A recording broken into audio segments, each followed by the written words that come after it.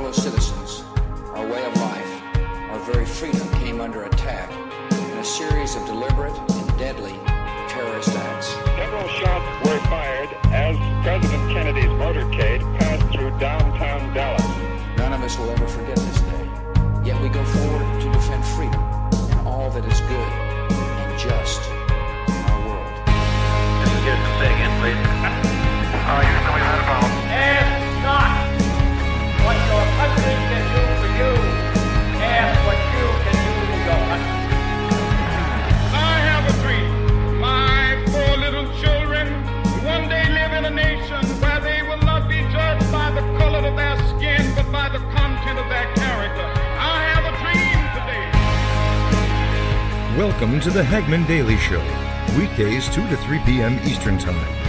And now your hosts, Joe Hagmann and Jon Robberson.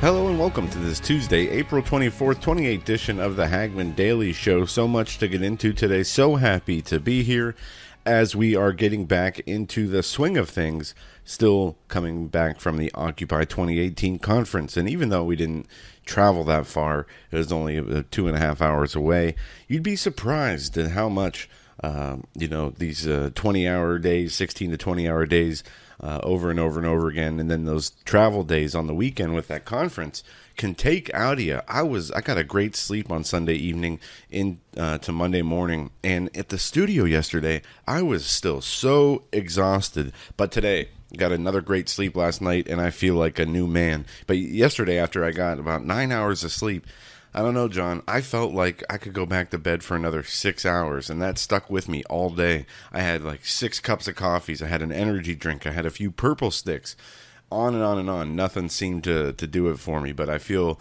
more like myself today, back on track. And I know you were also going through some issues of being tired and whatnot, so I hope you got that out of your system as we continue to move forward. Well, I'm getting there. I was in studio last night, I was thinking about it, and for the last 3 weekends, I have not had what you would consider any kind of relaxing downtime. The first weekend was travel to the West Coast. There's not a significant time change, but I'll tell you, Joe, I don't mind sharing this with our listeners. The travel days are really difficult. The most difficult travel I do is from Northwest Pennsylvania to where my mom lives up near the Canadian border, because this is what the day looks like, and I'll just say this quickly. It's 100 miles from here to Cleveland. Then you fly out of Cleveland. You're going to stop somewhere. Typically, it's either going to be Chicago or Denver. You'll have a minor layover, and that's the short leg of the trip. And then the long leg is either Chicago to Seattle or Denver to Seattle. Then when you get to Seattle, you take an Uber from the SeaTac airport, which, like most major cities, is not really in Seattle. It's 20 miles, 25 miles outside of Seattle proper. You take an Uber to the ferry terminal right there on the water. Then you board a ferry. You take a nice little 25, 30-minute ferry ride across the Sound. Then my mom picks me up at the second ferry terminal, where we engage in a 2-hour drive through the mountains to the northern tip of the Olympic Peninsula. So it is a 17-hour travel day. I had one of those 3 weekends ago, and then the following weekend I had the same travel scenario back to Erie. And then, of course, this past weekend, the Occupy 2018 conference, which I enjoyed very much.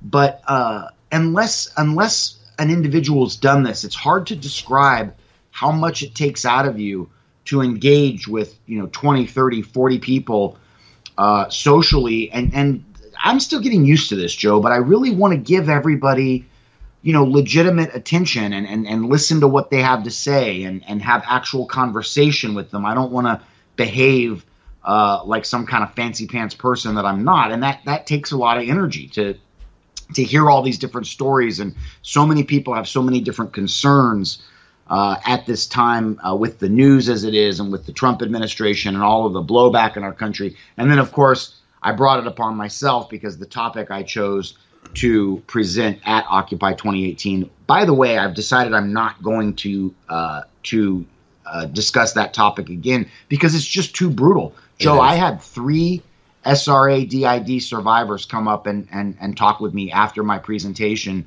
And to be honest, I wasn't fully prepared emotionally for it. No, and you never really can be when talking about such a horrible subject. And related to that, John, I want to compliment Liz Crokin for doing some great work. We were talking about last night. This has been a story for a while now. This, what is it, Nexium Club? It's let me jump in quickly. It's Nexium, and it's I don't want to step on you here, Joe, but it's two things. Nexium it started out as a multi-level marketing direct sales pyramid scheme, and it's been around since the 1990s. And I know this because I used to be a team leader in another company called Strategic Telecom Services out of Knoxville, Tennessee, STS. And Nexium was one of our counterpart companies. I'll hand it back to you. Nexium devolved into what you're going to talk about in the 2000s. In the 1990s, when it was a company I was aware of, it was simply a supplement, health, and beauty direct sales multi-level marketing scheme. But Joe, go ahead. Well, everybody has seen the news that the founder, I think his name is Rainier, was in charge of this, sex slave ring. And it's come out that the actress Allison Mack had tried to recruit Emma Watson and Kelly Clarkson to become members of this sex cult. But hats off to Liz Crokin, who dug deeper into this and found the unsealed indictment, as Allison Mack has two pending charges for sex trafficking of children. See, the mainstream media is reporting that Rainier and Mack were part of some consensual sex club, but in reality, they have been charged with child sex trafficking. And Liz Crokin has, if you go to her Twitter feed, she has broke this down. This is way bigger than people think. This group is tied to Hollywood, D.C., and one of the group's highest-ranking members is friends with Hillary and worked for the Clinton Foundation. This is all from Crokin's stuff here. Shocking news surrounding Nancy Salzman, a member of the Clinton Global Initiative, Clinton's charity, whose home has now been raided by Federal Bureau of Investigations in relation to Keith Rainier, a sex trafficking subject. So, for everybody out there who's following along, keep your eyes on this story as it continues to develop. The mainstream media is not reporting the child sex trafficking angle. I have not seen one article except here from Liz Crokin detailing that she has two pending charges for child sex trafficking. And obviously, this shows that the mainstream media is willing to cover up these kind of crimes, probably because, as Liz said, this stems into the upper echelons of Hollywood, into the upper echelons of the DC, perverted sex stuff that they got going on. So, of course, they're going to try to keep this on the hush-hush. But, again, hats off to Liz as she continues to do great work and uncover so much of this darkness that is involved in these situations and in these stories. But they're being charged, this Allison Mack's being charged, and it seems like more and more, not only celebrities, but other people are coming out to tell their stories of how they were affected in this organization. So, this is just one tiny microcosmic example of what happens on a much, much larger scale all throughout the top levels of power across this country and the world, whether it's the political powers, the entertainment powers, the economic powers. They all seem to enjoy this type of behavior, this depravity, this, the raping of children. I don't get it. It's evil to its core, and these people need to be exposed. And I just, every time we see one of these people get busted and go down, it is great. But we also know for each person that's arrested, there's 100 more out there who are not. So we got to keep at this. But it's a tough subject, John. It operates on a couple. As best I can tell, having never been invited to participate in this type thing, and I've been pretty transparent with listeners and viewers about this. I was not at a level in Hollywood where I was spending the majority of my time, on the upper floors of the Black Tower in Studio City. That's the GE, Comcast, Universal West Coast headquarters, or ABC's headquarters in Burbank. That's not where I lived. I was on stage. I was a production guy, much like our friend Bill Chapman, who was at the Occupy 2018 conference as well. We were people who put the pieces in place to make film production happen. But that being said, we do know from the presentation that your dad, Doug Hagmann, presented last year at Paul Bagley's Awaken to the Shaken conference, the Dutch banker who came out and in first-person narrative was just blowing the whistle ferociously, came out and stated, look, this is happening. There is a child sacrifice and a bloodletting and adrenochrome component to the 1% lifestyle, for lack of a better term, lack of a better definition. And then I think for some reason, I don't know why people do this. I understand it, Joe, emotionally, but I don't understand it intellectually. This is happening. And last night we had, for the first time ever, Melissa Zachariah, the honeybee, and Tracy Beans, two Hagmann favorites, two Hagmann Report regulars, on together. They are conducting a mutual investigation, and they're in the Northeast right now together with Liberty columnists and a few others working on some open cases. But even in the Hagmann Report global chat last night, Joe, there were a lot of people saying, look, can we just get off this topic? I don't want to hear about this anymore. It was kind of a la, la, la, la type of mentality. And I have to respectfully admonish those people and restate for the record, look, I don't like it. Joe doesn't like it. Doug doesn't like it. In fact, we all hate it. It's my least favorite thing to deal with in the entire landscape of all the news that we deal with. But this is the reality. It has been put on the record by rapper DMX. It has been put on the record to a degree by Kanye West. I know we're going to talk about him momentarily.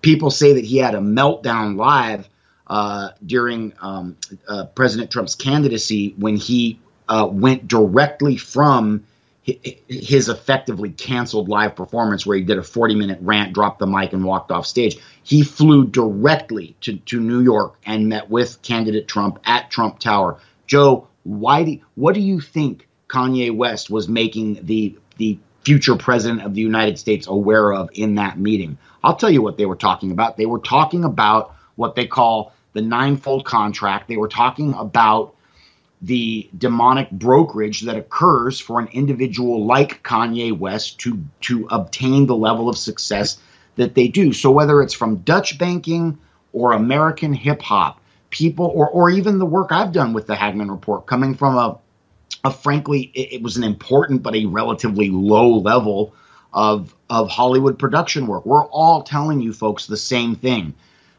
The elite 1% have they consider it almost a sacred, like a sacrament. There is something about these people that compels them to not only want to end innocent lives, but prior to doing so, to harm them and to torture them in a manner that somehow empowers them. It's completely satanic. It's completely demonic. Joe, if I could end it today, I mean, I would go down to the hospital and let them chop off one of my limbs to end it today. But that's not the way it works. The best we can do is report on it. And again, I'm not trying to slam any of our devoted regular listeners, but I will say this. If you don't like hearing it, get in line, because we don't like reporting it either. Yes, you're exactly right, John. We don't like to talk about it, but it is a necessary evil, something we have to cover, especially if we want to continue to shed light on it, and as well as help other people who have been victimized by, the pedophilia. And it is heartbreaking, but it's something that needs to be shine light on so we can continue to try to solve these problems. But you mentioned Kanye West, and he is making some very interesting statements, and let's get into a little bit about what is going on with him. So now, this is the headline: Kanye West, I love Donald Trump. In just a matter of days, Kanye West single-handedly won the hearts of hip-hop pursuits with his tweets and hearty promises about producing new albums for Pusha T and Nas. On Monday, April 23rd, West quashed any hopes of him returning back to the old Kanye. On an interview in Hot 97's New York, was revealed that the Chicago lyricist doubled down on his 2016 support for President Trump. He said, "I do love Donald Trump," during the interview, leaving many fans shocked that he supports Donald Trump. And he goes on to explain why. And, it's always great. He's going to, as we know, as we have seen, he is going to be blacklisted now from Hollywood. He's going to be blacklisted in the entertainment industry. They're going to, there's going to be people who won't work with him because of his support for Donald Trump. There's going to be people who are going to tear him through the mud because his support for Donald Trump. And while they don't have to, while it's really his own personal preference and opinions he is allowed to have, he is going to feel the full brunt of the liberal lunatics coming out against him. And John, there's a video Mark Dice did on YouTube about Kanye West and his support for Donald Trump, and we can play that if you want. But I don't know what else there is to say on this matter except I want to unpack. I'm sorry, Joe. Let's unpack this Kanye thing a little bit, because I'll tell you what, I don't do this often. I think it can be misread as self-aggrandizing. But I went on the record with John B. Wells on Caravan to Midnight back in November of 2015, and I stated that I had a gut feeling that out of the I felt like somebody who has been a major catalyst, an amplifier for the grotesque evil of the elites was going to turn and come out and come into the light. And I was thinking it could be somebody like Beyonce or Jay-Z or Eminem. And I even told JB on that broadcast, I thought that it would probably come out of either the rock or the hip hop community.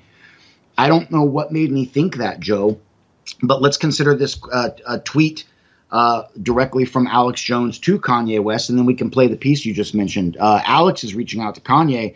Alex Jones tweeted out earlier today, at Kanye West, "I admire your bold moves against the thought police. And if you want to see these control freak vampires really go crazy, please join me on my broadcast." And I would absolutely amplify what Alex is saying. And of course, Kanye West has an open invitation to join us on the Hagmann Report, as well as has Kaya Jones recently, who herself was in the exact. This is what people need to understand.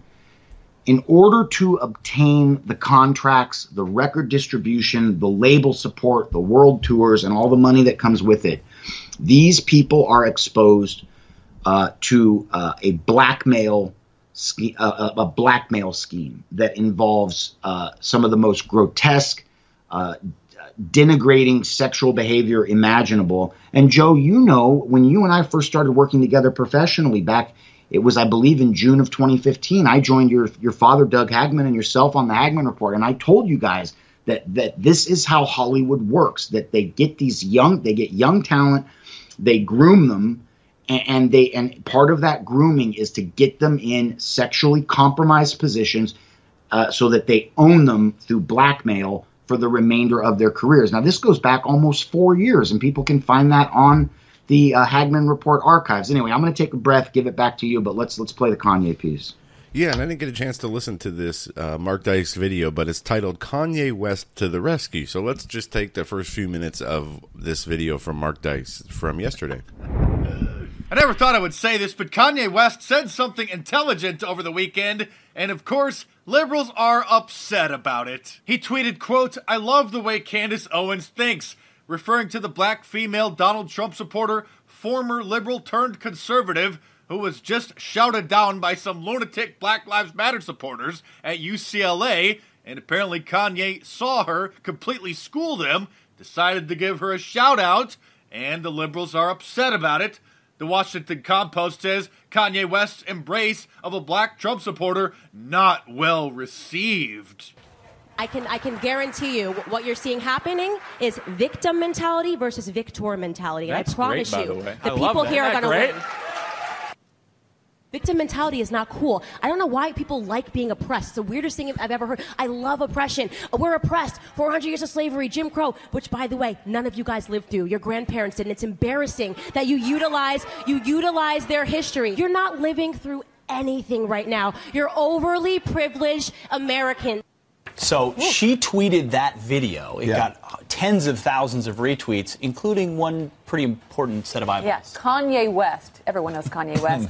Twitter's Moments, which is the top story on Twitter's curated newsfeed, had the headline, Kanye says he likes the way far-right media personality Candace Owens thinks she's far-right. It seems every D-list celebrity voiced their disgust for Kanye's endorsement, including Tom Arnold, best known as, only known as Roseanne Barr's ex-husband, who, in my opinion, appeared to sexually harass Candace Owens by telling her she sucks racist. I guess it's okay to sexually harass women on Twitter if she... All right, we can stop it there. He's going through the responses to this, but that was what... and I forgot, I'm glad we played this video. This is what spurned this whole thing, was Kanye coming in defense of this Candace Owens, who shouted down those Black Lives Matter protesters, giving them a bit of truth and schooling them as to what this victimhood, how this victimhood mentality comes across. Paul Joseph Watson also did a video titled The Truth About Kanye West, and he has been struggling with some things over the years, John, and you did say that you'd expect to see a turnaround from him after, I believe it was a concert he was at, where he started railing against the powers that be, talking about the control they exert over the celebrities, over the black communities, over and how they're used. The Democratic Party uses these people only for votes and then abandons them time and time again after the elections are over. But it's a great wake-up call for people in Hollywood, and I hope people pay attention to Kanye West and his sentiment, and Candace Owens, because they are right. Many people will. First of all, what happened with Kanye West in late 2016 during this massive world tour that was canceled, by the way, after the mainstream media called it a meltdown. But what it really was, if you've worked around media and concert promotion, really it's what I've been around my entire life, with my dad being, of course, a concert promoter for 40 plus years. But what happened there, Joe, was Kanye used the only public platform that he can with that is not stymied or silenced by gatekeepers. He can't do it digitally because the digital gatekeepers would simply shut it down or delete it, like they do so many of our counterparts, whether it be Hagmann Report, SGT Report, Tracy Beans, etc. So what Kanye did was he spoke to a sold-out audience from the stage, and that was the only, aside from them running out with security and physically removing him from the stage, the gatekeepers could not control him. The Clives and the David Geffens, they could not shut him up in that concert venue. Now, quickly with Candace Owens, she tweeted out, and I just followed her on Twitter at Candace Owens. She tweeted out, "Far right? ? Allow me to clarify. I believe the black community can do it without handouts. I believe the Democrats have strapped us to our past to present us from our futures." That's Candace. Man, I don't know you, sister, but a tip of the hat. That's a gorgeous turn of phrase. I'm going to repeat it. I believe the Democrats have strapped us to our past to prevent us from our futures. And I won't stop fighting until all black Americans see that I'm not far right. I'm free. Couldn't have said it better myself, John. And again, we applaud the people who are coming forward and being able to express themselves and express the truth. And hopefully so many people from the communities who feel victimized and oppressed, even though the real oppression is against the Christians and against the conservatives, hopefully will use this opportunity of understanding to be able to move forward and pursue different things that will help with their future and having a successful future. And we don't have to spend any more time on this, but it's just good to see. But expect, if you're these Kanye West, expect if you're this Candace Owens, to be treated like garbage, have your name dragged through the mud, constantly ridiculed, oppressed, and silenced. That is what your future holds as far as you stand up and promote the truth. Kind of switching gears here, John. I want to just talk about this real quick.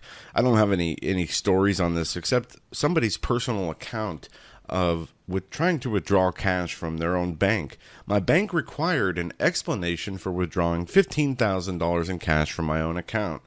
The staff at my small bank knows me very well and knows that they never ask for my ID when completing transactions. They know me by name and as well as my family. It's a comfortable atmosphere with a familiar relationship. But yesterday, I went into the bank and requested a $15,000 cash withdrawal.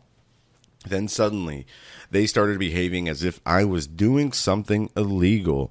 This time, in addition to asking for my ID, they actually went through a series of identifying questions. I had to verify my address, my social security number, my date of birth, my phone, my email, and that wasn't enough. The teller then asked me why I was withdrawing the cash. Even the girl who knows me was completely in a deadpan. He goes on to say, I looked right at her and said, it's my money. It's none of your business. She replied, the form requires me to ask this question. And this writer says, what form? What form are you talking about? Well, long story short, the guy got the cash. It was for a second automobile he wanted to purchase. But with talking with the manager, they had a conversation and he asked, why am I feeling like I'm doing something illegal simply for wanting to withdraw cash? And apparently the manager said, it's not you. The government requires us to ask these questions when you withdraw anything over $10,000.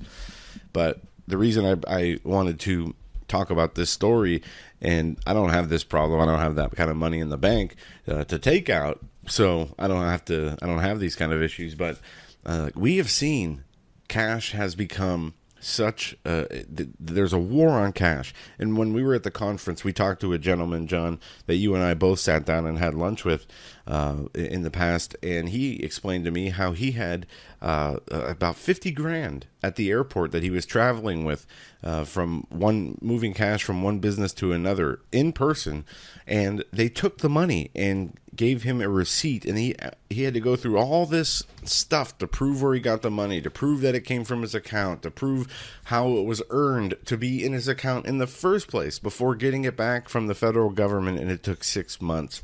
This is the way of the future, folks, and this is why we talk about it's so important to have not only the gold and silver, but also, if you are like my grandma was, they never trusted the banks. Yeah, they kept money in the banks, they kept accounts open, but they kept the majority of the money in cash in their house.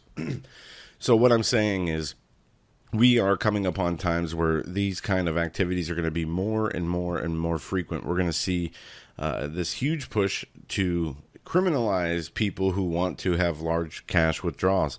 We already know if you get caught with anything over $10,000 that the police can seize it, and you will have to prove that you acquired that money through legal means. You're guilty until proven innocent. And I think it's absolutely crazy. But I just want to make people aware, and I'm sure many people are who listen to the show, that the battle over cash and the amount of cash you had is a very real thing.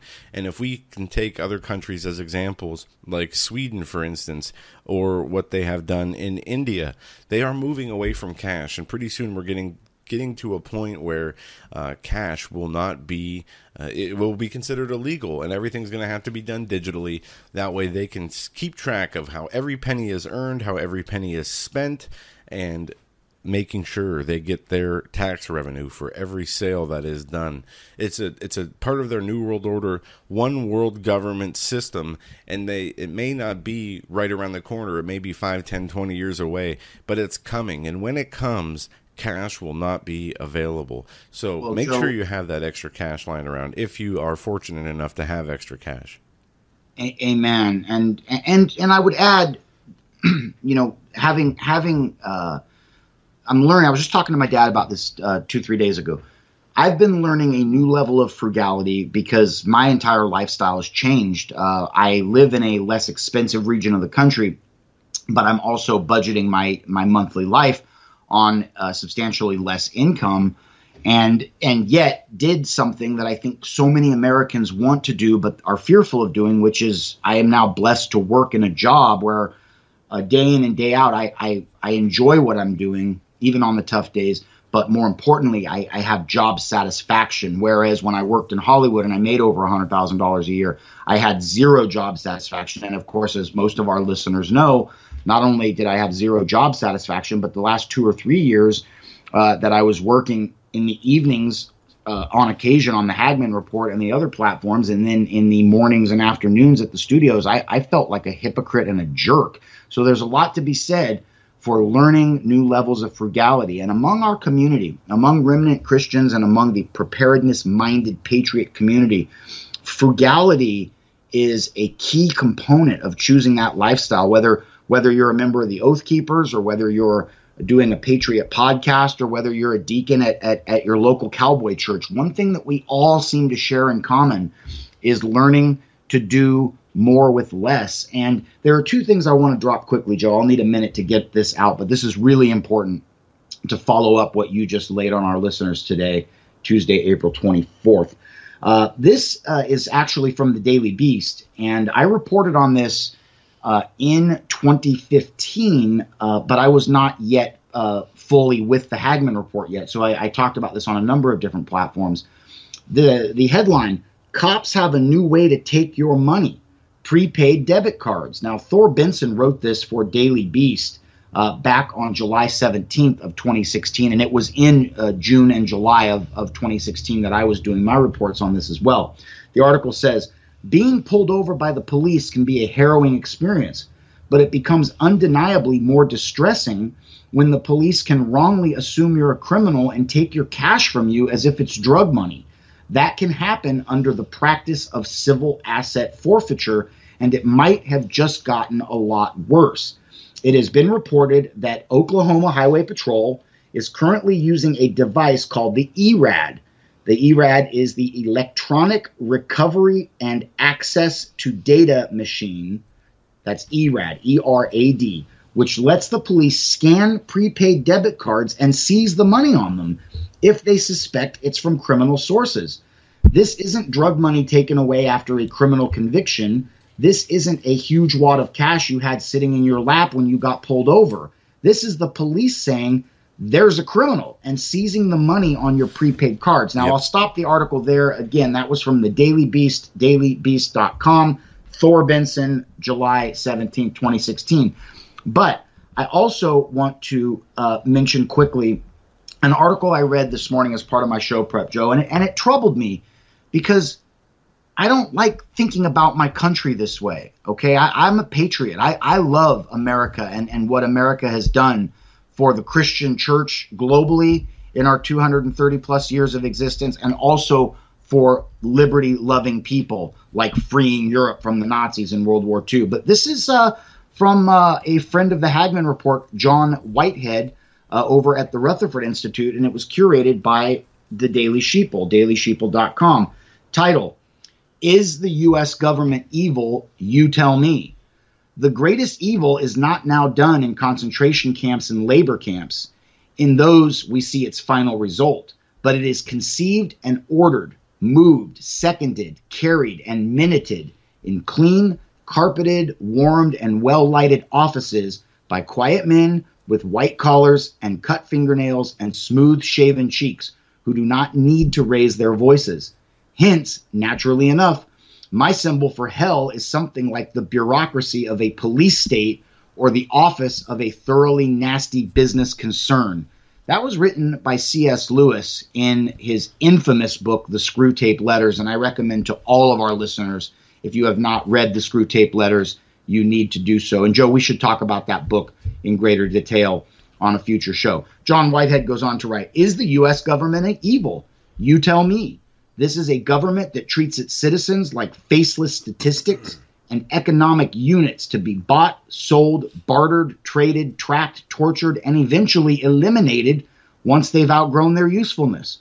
This is a government that treats human beings like lab rats to be caged, branded, experimented upon, and then discarded and left to suffer from the after effects. This is a government that repeatedly lies, cheats, steals, spies, kills, maims, enslaves, breaks the laws, overreaches its authority, and abuses its power at almost every turn.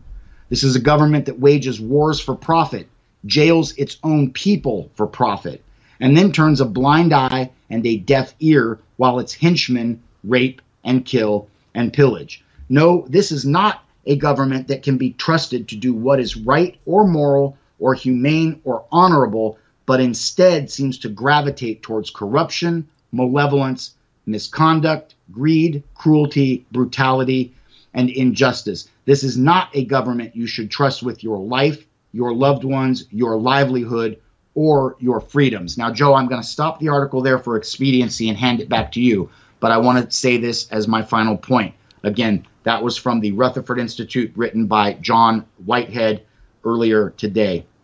He goes on in this rather lengthy article to provide concrete examples from the last 50 years of every single allegation he just levied against the U.S. federal government. And frankly, about half the state governments are just as guilty and just as culpable. So, Joe, I hand it back to you with this question. Were your grandparents really that crazy for stuffing the money in the mattress? Not at all. And you shouldn't trust banks, especially since you are unsecured depositors. Basically, they under the laws now, they can take your money and you'll never see it again, and there's nothing you can do about it. It's absolutely what many people think will happen at some point in time when the going gets really rough. But the war on cash is a war that's going to be continued until cash is out of existence. And we know that as part of the beast system, that no man might buy or sell lest they have the mark. And it is eventually going to come to that. But, John, let's switch gears here. One thing we didn't get into yet is this Canadian terror attack, or is it a terror attack? Up on Hagmann Report, I wrote just a few paragraphs and added a link to a Fox News article. No motive, with 10 dead and many injured in suspected terror attack. Well, what has come out today? We have a few reports. Toronto van attack, what we know so far. Man charged with 10 counts of first-degree murder after a white van mowed down pedestrians on a busy street in North Toronto. Now, this is what they're saying, that they don't believe it is terrorism.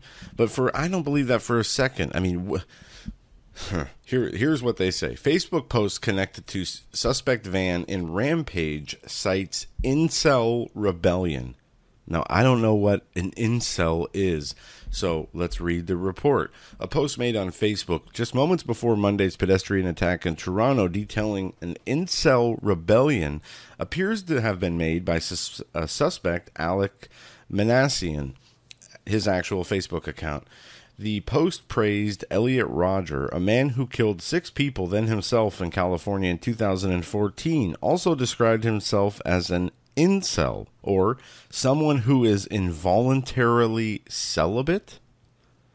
While many fake social media accounts are often created in the aftermath, Facebook said that this account and post did not appear to be fake.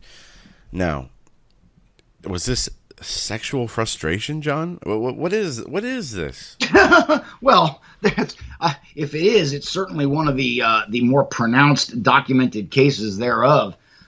Joe, Canada is run by the ultimate soy boy in Justin Trudeau. He is I believe he is the twin brother of the other globalist reprobate, Emmanuel Macron, who's being honored by a state dinner, I might add.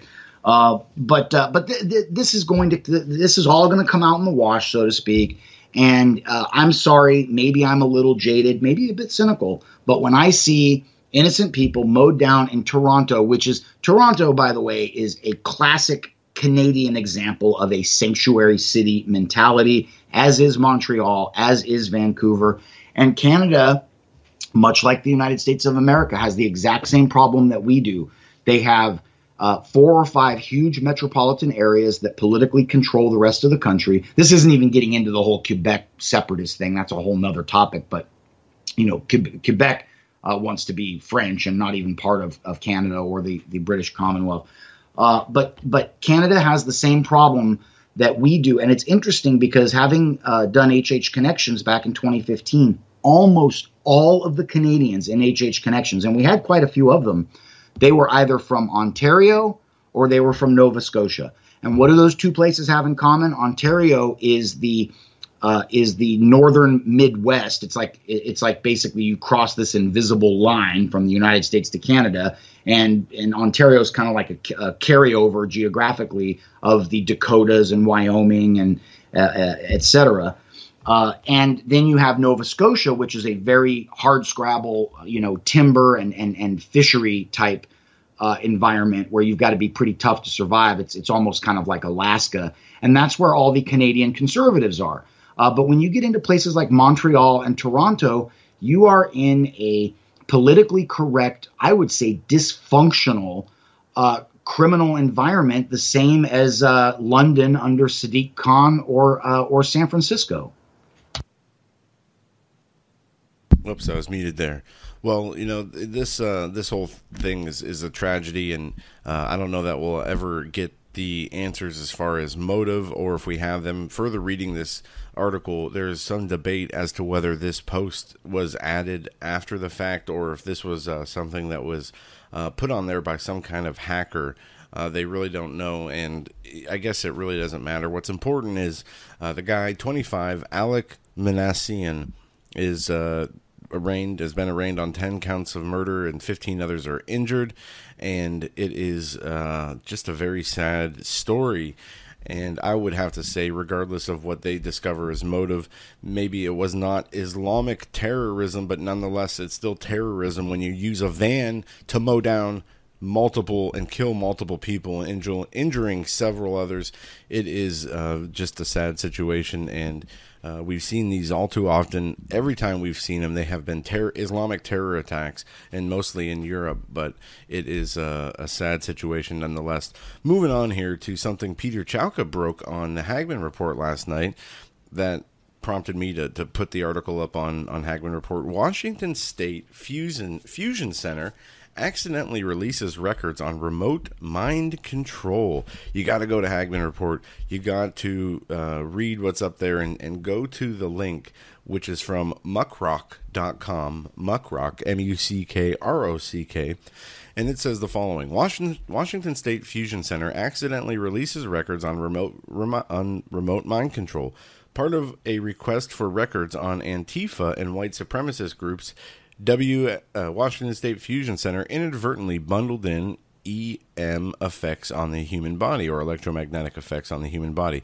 When you send thousands of FOIA requests, you're bound to get some very weird responses from time to time. Recently, here at Muckrock, one of our most bizarre gets yet was a Washington State Fusion Center's accidental release of records on both the effects of remote mind control. As part of my ongoing project looking at fusion centers, investigations into Antifa and various white supremacist groups, I filed a request with the Washington State Fusion Center. I got many standard documents back from my request, including emails, intelligence briefings, and bulletins, and reposts from other fusion centers. And then there was one filed with the title EM effects on the human body. So what could that be? What does EM stand for, and what is it doing to the human body?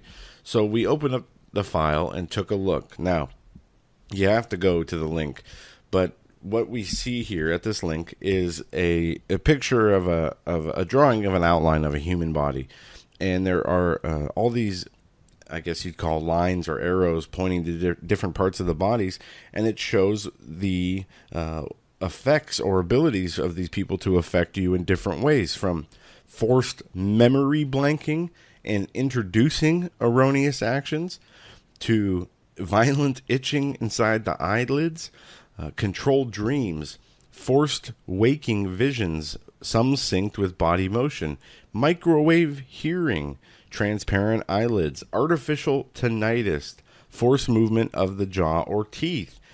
And it goes on to say the first unclassified successful transmission of the human voice directly into the skull of a living person was performed by Dr. Joseph Sharp of the Walter Reed Army Institute of Research in 1974 by transforming a hypnotist's voice using a lowery silent sound, or I can't read some of that writing, or to scramble methods was used in the Gulf War. It is possible to hypnotize a target without the target being aware from hiding, leaving zero trace of evidence.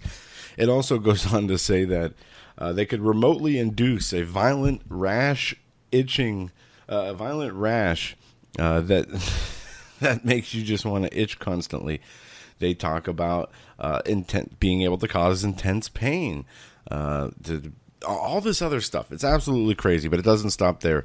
It goes on to describe what electromagnetic weapons are, what they can do, and the psychoelectronic weapons that purportedly use electromagnetics as a wide variety of horrible things to inflict on people, such as reading or writing your mind, causing intense pain, rigor mortis, or most heinous of all, itching. Then it goes on to show the mass and individual effects of remote mind control via the mobile phone network. And you know, John, we've had so many talks on here about 5G, the 5G network, and the effects that it can have on the body, all that to smart meters as well. And they have diagrams here showing how the electromagnetic weapons can affect people from cell towers, from vans outside of people's houses, from aerial helicopters, and from network to network. They even go through frequencies and the human brain waves, and they break it down like this. Delta is the frequency range up to 4 hertz. Theta is the frequency range from 4 to 7 hertz, and it has a bioelectromagnetic model, which is a unique field that every human body has. I don't know if you ever did this in school, John. Have you ever done were you ever shown an experiment about the aura or the field that surrounds your body and how that can be affected? And I'll show you later in the studio, but one example is this. You put your arms up on your to your sides, and you put them up, holding them, even with your heart, basically. And you have somebody trying to use one finger, they put it on each hand, and they try to push your arms back down to your side. Well, nobody can do it because you're too strong. But 2 things affect that. One, if you're chewing gum, I can put your arms down to your side with just the 2 fingers. Or if I go in a clockwise motion about 1 inch from your face, maybe 5 times, it affects something in this aura you have around you, and then you're able to weaken that person. But this is the science of this. This is these people understand that we have some electromagnetic frequency about us, and there's a field around us. We have our own basically magnetic field, and they know how to affect this magnetic field in people. And not only that, they know how to use electromagnetic weapons for psychotronic control and other reasons. And it's all nefarious. None of this is good. But the real question is, this looks a little bit older. This research looks a little bit older. How much more have these people been able to develop through these psychoelectronic weapon effects? And this is a scary story. This is one of the scariest avenues that we have traveled in the history of the Hagmann Report. A few things come to mind. First of all, this dates back to Estabrook at the University of Chicago and some of the early experiments into what we sort of lump into this category that's really got so many components. To call it MK Ultra is really getting to be kind of a generic label, frankly, because there are so many different experiments and components that serve this single title that we use. But University of Chicago, during the World War II era and the post-World War II Cold War era, was one of the epicenters of this type of experimentation. Now, True News and the news team under Edward Zoll over there are on this story as well. The title of their program yesterday are Mass Killers, Mind Control Assassins. Now, to people who haven't been around our community for very long, that may sound a little extreme, a little comic book-ish. However, when you begin to educate yourself on the capabilities of ELF, extreme low frequency weapons, when you begin to understand, as a guest in the early days of the Hagmann Report, Dr. John Hall from Dallas, Texas, who was on the Hagmann Report, when you begin to understand how they can combine ELF technology with actual human boots on the ground gang stalking, they have refined this wicked science to the point where it drives a heretofore sane, reasonable human being stark raving mad. And of course, we saw the unfortunate result of this type of misapplied, and again, I would call it dark science or wicked science, in the form of Aaron Alexis, who back on September 16th of 2013 entered the Washington Navy Yard and fatally shot 12 people. And he used a shotgun. And remember, Joe, he carved into the buttstock of that weapon, "This is my ELF weapon." And this has always irritated me, and we've talked about it publicly before. The mainstream news narrative, they made fun of Aaron Alexis, saying, "Oh, he was crazy. He must have been running with a band of, terrorist Keebler elves or something like that." And it's like, no, you dummies. He didn't. It's not elf like a little Keebler elf. It's extreme low frequency weapon. The news crew at True News reminded their audience of this yesterday, that Aaron Alexis, it is believed by many, was actually infiltrating the Navy Yard, not so much to go down in history as an infamous mass killer, but he was trying to locate where the ELFs, the extreme low frequency that was infiltrating his mind, was coming from, in order to eliminate this situation. Now, that is a hypothesis, and people, if they care to, can go back and listen to yesterday's True News for more on that. But the other thing that we've got to keep in mind is what they are accomplishing with the 5G network. The 5G network is nothing short of a control grid that is being built in your front yard.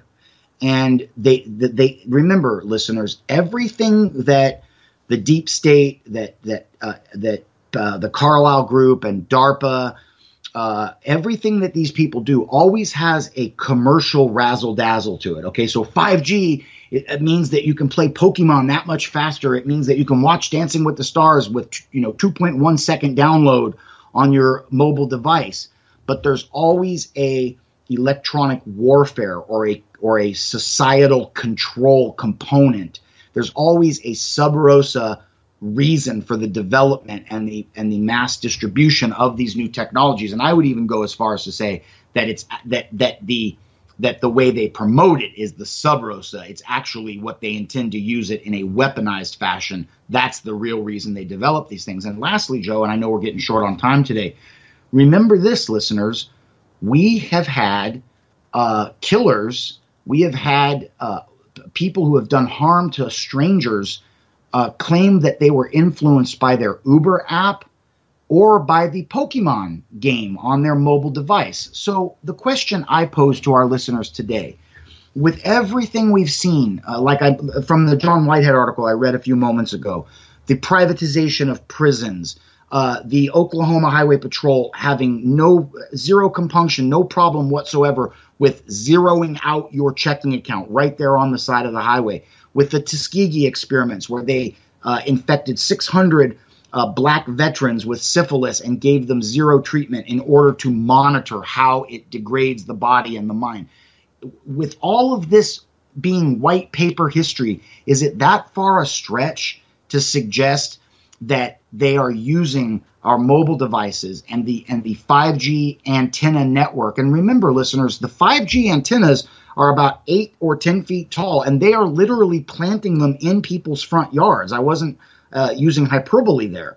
They're building a control grid around us. So when we get into a situation, and I don't say if, I say when we get into a situation, Joe, where we have come to such a politically divisive chasm between the left and the right in this country, that there is no intellectual recourse. There is no way to build bridges back in between these disparate Americans.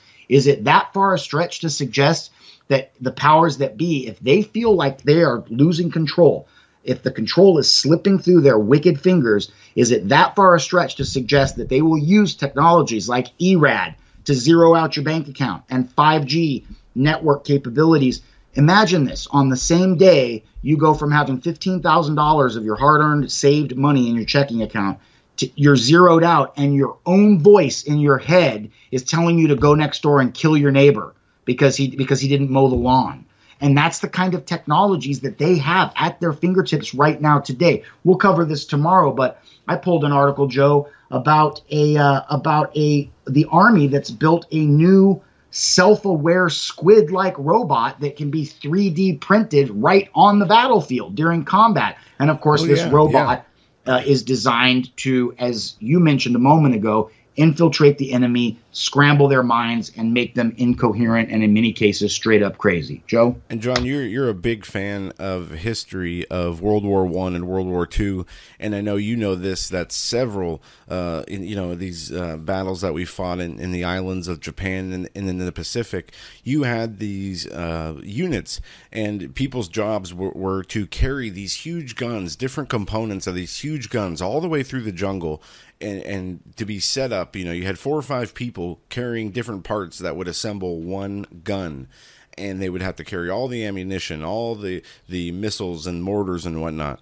But imagine having the capabilities with this 3D printing to print out a gun or to print out the ammunition, as to save the people from having to carry or drag them through these different, remote areas where the terrain might be rough, or you're in war. The last thing you want to be doing is, just dragging this huge equipment through a war zone while you're being shot at. But think of the convenience. And I know a little bit about the 3D printing, and somebody might say, well, how do you print a gun on the battlefield? Well, you have to have the 3D printer, but you also have to have all the materials, the right metals and whatnot, to make it to make it work. But Joe, how much better would it be in the battlefield to be able to just print new ammunition when you need it, rather than having to lug all that huge stuff around?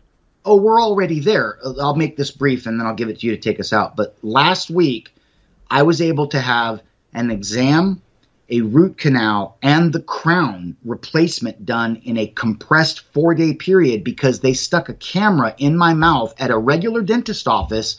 They took a number of 3-dimensional pictures of basically the massive hole in my molar.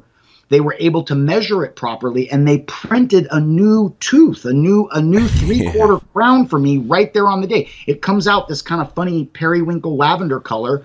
They double check your occlusion, the dentist does, and then they fire it, and that turns it white, and they glue it on. So you don't even have to send dental work to a lab any longer. It's printed 20 feet from the exam chair that you're sitting in. That's where we're at with 3D printing today. And that's awesome. Absolutely awesome. And the applications for this, are so far reaching. We don't even know, what we can do with this kind of technology yet.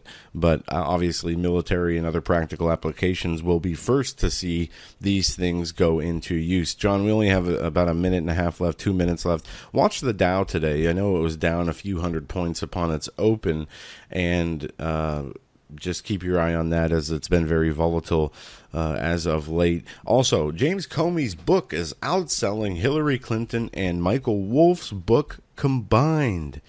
And who cares? James Comey, hopefully we'll see him in a jumpsuit, a criminal jumpsuit, sooner than later. Also, this other interesting tidbit of news in this little news roundup that we're doing: the Southern Poverty Law Center, the biggest hate mongers, well, some of the biggest hate mongers on the internet, aside from the jihadis and the white supremacists. Southern Poverty Law Center is sitting on $500 million. That's their war chest.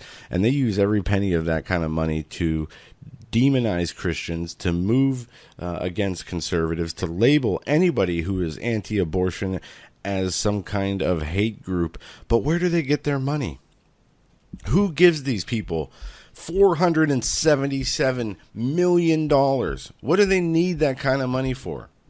They are not some kind of civil liberties group that helps people. They are a group of rabid, intolerant, leftist Nazis who hate any and everybody who stands for righteousness and good. And these people need to get their money taken away and be thrown in jail for the criminals and deviants that they are. Anyway, I'm getting onto a rant as I hear the outro music coming on.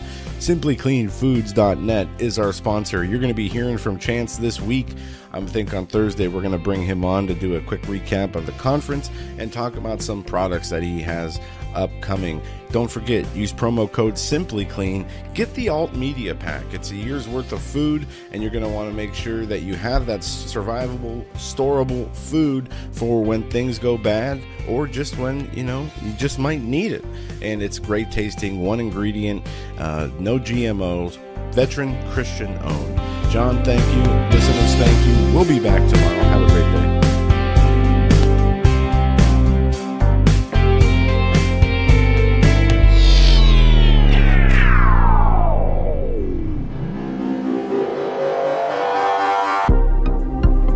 The Hagmann Daily Show is brought to you by the Hagmann Report. Tune in to the Hagmann Report weekdays, 7 to 10 p.m. Eastern Time. For more information, go to HagmannReport.com. That's HagmannReport.com.